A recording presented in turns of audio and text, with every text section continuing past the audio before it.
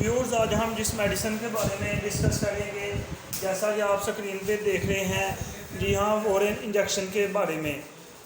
اس کو اگر ہم ڈیٹیل سے دیکھیں تو اس کے اندر ڈکلوفینک سوڈیم موجود ہوتی ہے، 75 ملی گرام کی اسٹرینتھ میں یہ جو ہے نا انجیکشن موجود ہوتا ہے۔ یہ اوپر لکھا ہوا ہے اینٹی ڈومیٹک اینڈ اینٹی انفلیمیٹری ایجنٹ، یہ درد کے لیے اور سوزش کے لیے انجیکشن استعمال ہوتا ہے۔ لیکن ایسی کنڈیشنز جو کہ کرونک ہوتی ہیں، جو پرانی بیماریاں ہوتی ہیں، ان میں اس انجیکشن کا فائدہ نہیں ہوتا۔ اس کے لیے چاہیے کہ پراپر ڈائیگنوز کروانے کے بعد پھر ہی آپ اس کا ٹریٹمنٹ کریں، کیونکہ اس کا اثر وقتی ہوتا ہے۔ تو ایسے کیسز جو کہ فوراً ہوتے ہیں، ایکیوٹ ہوتے ہیں، ان میں درد کو فوری طور پر ختم کرنے کے لیے، سوزش کو ٹھیک کرنے کے لیے یہ انجیکشن استعمال ہوتا ہے۔ اس انجیکشن کو لگانے کے حوالے سے آپ نے یہ احتیاط کرنی ہے کہ اس کو ہمیشہ جو ہے نا انٹراگلوٹیک مسلز لگانا ہے، اس کو کبھی بھی جو ہے نا ڈیلٹائڈ مسلز کے اوپر نہیں لگانا۔ تو 75 ملی گرام کی یہ اسٹرینتھ میں ہوتا ہے اور یہ 3 cc انجیکشن ہے۔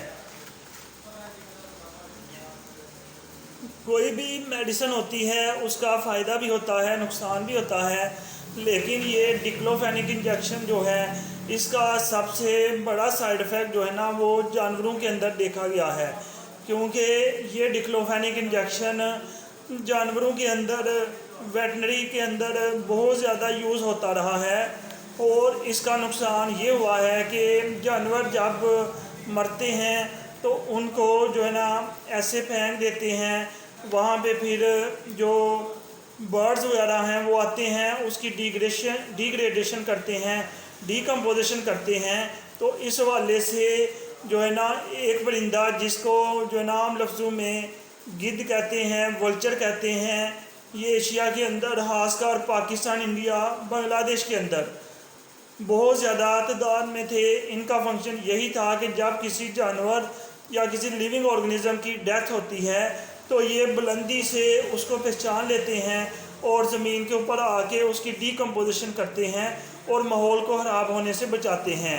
تو ڈکلوفینک انجیکشن جو کہ جانوروں کے اندر ویٹنری کے اندر بہت زیادہ یوز ہوا ہے، اس انجیکشن کی وجہ سے وہ گدھ جو ہے نا وہ ناپید ہو چکی ہیں، وہ ختم ہو چکی ہیں۔ ان کا یہ بہت بڑا سائیڈ ایفیکٹ جانوروں کے اندر ہے، مزید انسانوں کے اندر بھی اس کے سائیڈ ایفیکٹ کی بہت بڑی لسٹ ہے۔